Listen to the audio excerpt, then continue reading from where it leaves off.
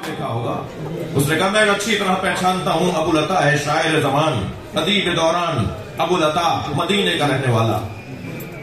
कहा ढूंढो, पद तलाश करो कि अबू लता कहां है। एक मुसाफिर खाने में ठहरे हुए थे, कारिंदे पहुंचे कि आपको हाकिम ने बुलाया है।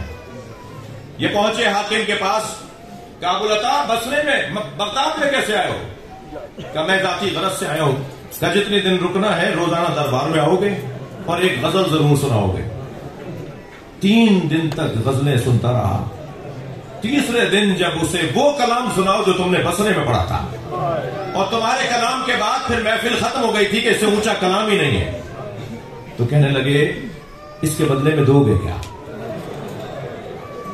मैं तुम्हें कलाम सुना रहा हूं 3 दिन से, आज वो कलाम सुनाऊं जिससे ऊंचा कलाम नहीं है, इसके बदले में दोगे क्या? हारून रशीद कहता है कि जो मांगोगे दूंगा। कहा दोबारा पूछूं कि जो मांगूंगा दोगे? कहा जो तुम मांगोगे वो मैं दूंगा। गजल सुना दी, हारून उठ के जाने लगा, जाता जाता लौट कर आया। अबू लता कुछ मांगना चाह रहे थे। अबू लता ने बुझे हुए लहजे में कहा मेरे इमाम को आजाद कर दो।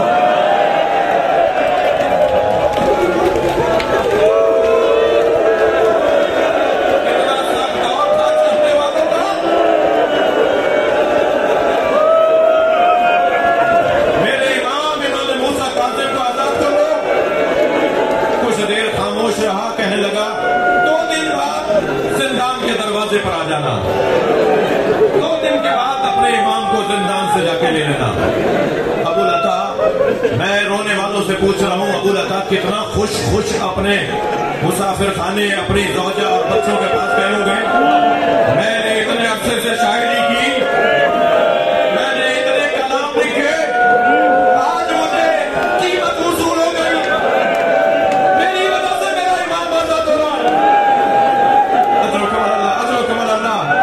खुशी खुशी गए, अपनी ज़ौजा को जाके खुशखबरी सुनाई, बच्चों से लिपट के मुबारकबादें दी। 2 दिन के बाद सुबह से आकर बैठ गए।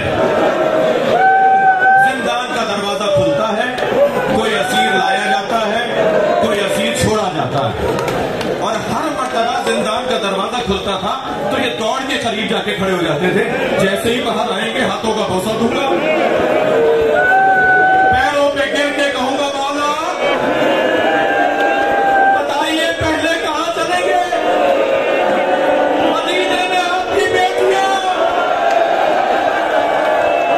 अपने बाबा का इंतजार कर रही है।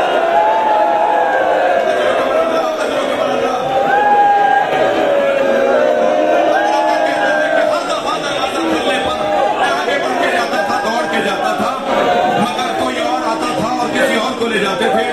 मैंने आकर पूछ लिया, आज मेरे इमाम को आजादी मिलनी थी। कहने लगे सब्र करो, आज तुम्हारा इमाम आजाद होगा। कहता है असर का वक्त आया, दरवाजा खुला, मेरे सामने से एक तख्ते पे जनाजा, 4 मजदूर उठाए,